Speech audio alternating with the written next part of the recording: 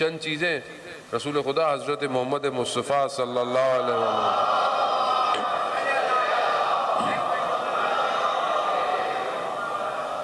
رسول خدا ارشاد فرماتے ہیں کہ اگر تم مجھے چند چیزوں کی ضمانت دو تو میں تمہیں بہشت کی ضمانت دیتا ہوں، جنت کی ضمانت دیتا ہوں۔ پہلی چیز جو رسول خدا فرماتے ہیں وہ کیا ہے کہ جب تم کوئی چیز بیان کرو تو جھوٹ مت بولو۔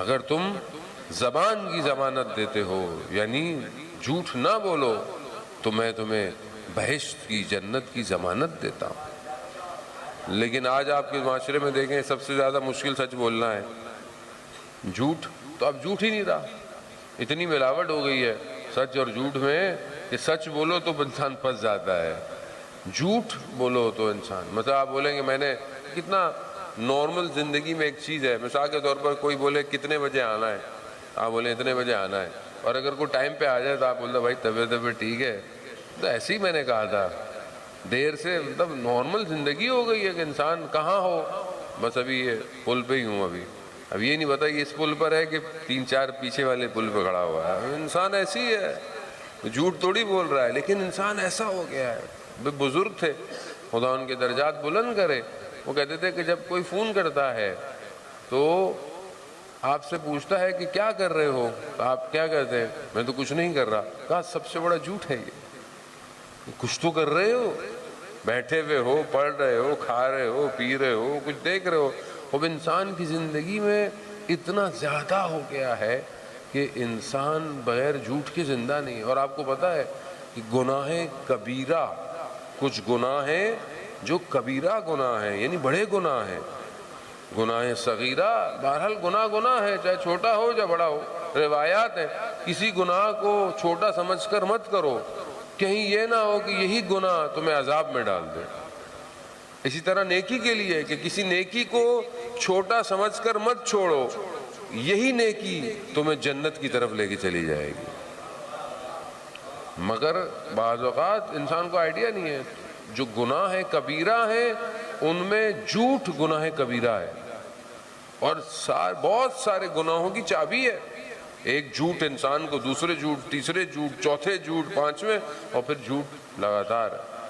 روایات ہیں کہ جو جھوٹ بولتا ہے اس کے منہ سے ایک ایسی بو آتی ہے جو ملائکہ کو پریشان کرتی ہے۔ ظاہر ہے ہم لوگ تو خود گناہگار ہیں، ہمیں تو وہ محسوس نہیں ہوتا کہ انسان جھوٹ بول رہا ہے یا سچ بول رہا ہے، ہمیں تو محسوس نہیں ہوتا۔ لیکن آیت اللہ خرازی اپنی کتاب عالم الغیب کے اندر جو ہے وہ بیان کرتے ہیں کہ نجف کے اندر ایک عالم دین تھے، انہوں نے صاحب جواہر سے جو بہت بڑے عالم دین سے ان سے کہا کہ مجھے اجتہاد کا یعنی مجتہد ہونے کی اجازت دے دو، تو انہوں نے اجازت نہیں دے دی۔ انہوں نے بہت کوشش کی کیونکہ وہ جا رہے تھے واپس اپنے ملک شہر جہاں سے آئے تھے، مجھے اجتہاد مل جائے تو میں خود فتوے دوں گا، تو انہوں نے اس کو اجازت نہیں دی۔ تو بہت کوشش کی تو انہوں نے انہیں صرف اجازت دے دی کہ تم خمس اور وجوہات لے سکتے ہو، تو ایک لیٹر پہ لکھ کے دیا۔ تو انہوں نے کیا کیا کہ اس کے اندر تصرف کیا، یعنی جہاں پر ان کو اجازت تھی اس کے اندر انہوں نے اجتہاد بھی ڈال دیا، یعنی ایک ورڈ اضافہ کر دیا۔ چلے گئے، اب جب گئے لوگوں کو پتہ چلا کہ بھئی مجتہد ہیں، لوگوں نے بڑا احترام کیا، جہاں جاتے تھے لوگ 2 ہاتھوں سے لیتے تھے سارا کام۔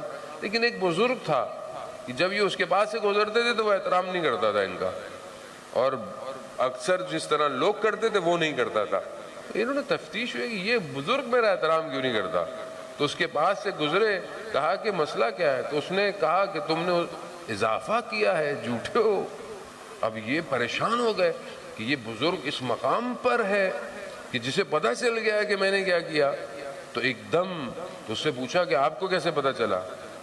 کہا امام زمانہ تمہارے اس کام سے راضی نہیں ہے۔ بس یہ جملہ سننا تھا تو اس عالم دین کو ایک ایسا جھٹکا لگا، انہوں نے سب کچھ ختم کر دیا اور گاؤں دیہاتوں میں جا کر صرف تبلیغ کرنے لگ گئے۔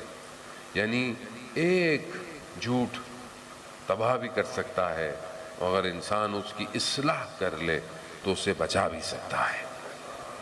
رسول خدا یہی فرماتے ہیں کہ اگر تم جو بیان کرو جھوٹ نہ بولو تو میں تمہاری ضمانت دیتا ہوں۔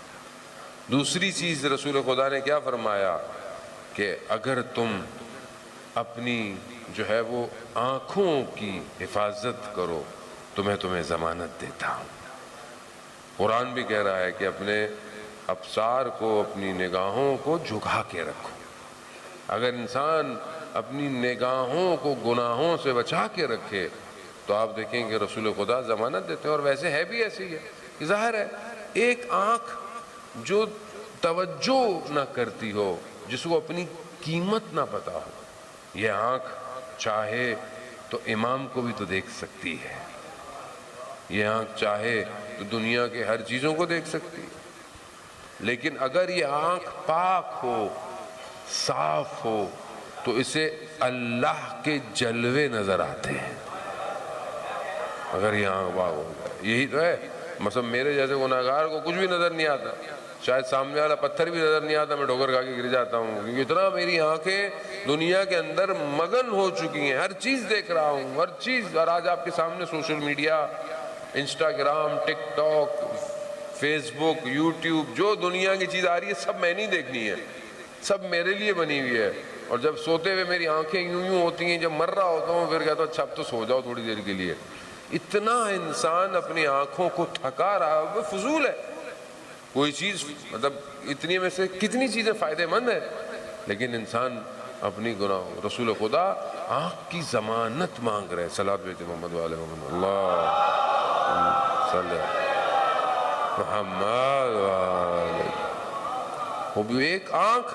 دوسرا رسول خدا تیسری چیز ارشاد فرماتے ہیں، اگر تم اپنی شرم گاہوں کی حفاظت کرو تو میں جنت کی تمہیں ضمانت دیتا ہوں۔ اگر انسان جو ہے وہ حیا اس کے اندر رہے اور اپنے آپ کو حرام سے بچائے، یقیناً رسول خدا جو ہے وہ اسے بہشت کی طرف جو ہے وہ۔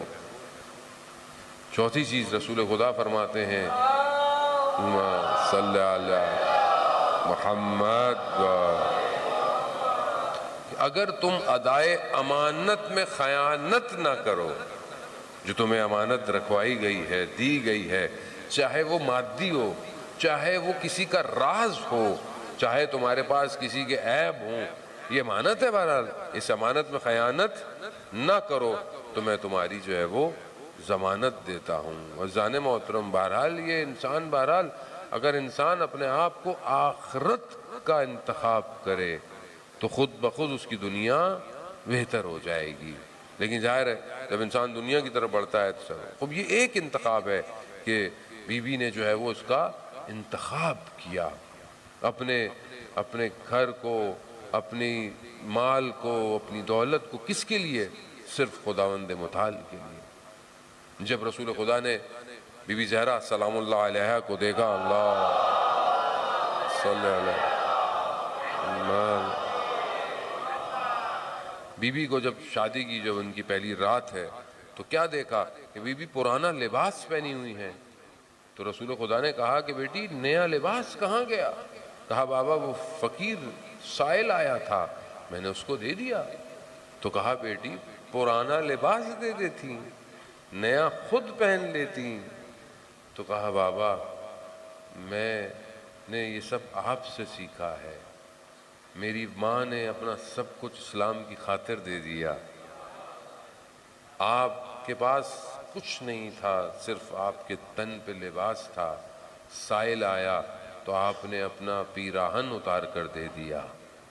میں بھی تو آپ ہی کی بیٹی ہوں، میں بھی تو خدا ہی کے لیے سب کچھ کر رہی ہوں۔ تو رسول خدا کی آنکھوں میں آنسو آئے، انہوں نے اپنی بیٹی کو اپنے سینے سے لگایا۔ خوب عزیزان محترم، بہرحال ہم اس طرح اپنے آپ کو نہیں کر سکتے جیسے اہل بیت کرتے ہیں، ظاہر ہے ان جیسا کوئی، لیکن اس راستے پر تو انسان چل سکتا ہے۔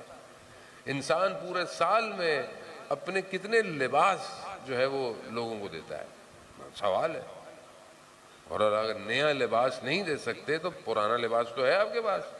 اگر ایک صحیح لباس ہے تو کتنا آپ خدا کی راہ میں کسی ضرورت مند کو، جیسے سردیاں آ رہی ہیں، بہت سارے ایسی جگہ پر ہوں گے کہ جہاں بہرحال لباس، لوگ فقیر ہیں، لوگوں کو لباس کی ضرورت ہے، ہم کتنا اپنا لباس ڈونیٹ کرتے ہیں، کتنا دوسروں کے لیے لباس پسند کرتے ہیں. کتنی مثالیں زن محترم اہل بیت علیہ الصلوۃ والسلام کے اس گھرانے کی کہ جہاں پر انہوں نے صرف اور صرف خدا کی رضا کا انتخاب کیا ہے.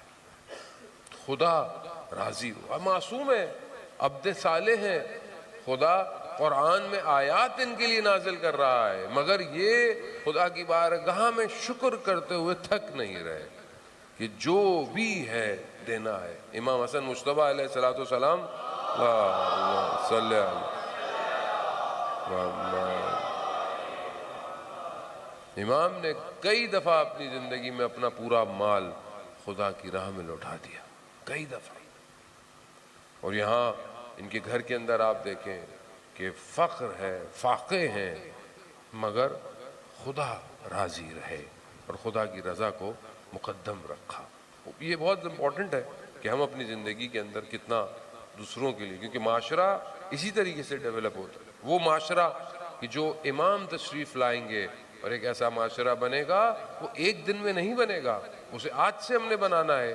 اگر آج ہم اپنی کمیونٹی، اپنی سوسائٹی میں ایک دوسرے کا خیال رکھیں گے تو کل تبھی وہ معاشرہ جو ہے وہ رکھا ہے. بی بی نے آرام اور آسائش کے بجائے بی بی اور سخت عبادت کا انتخاب کیا.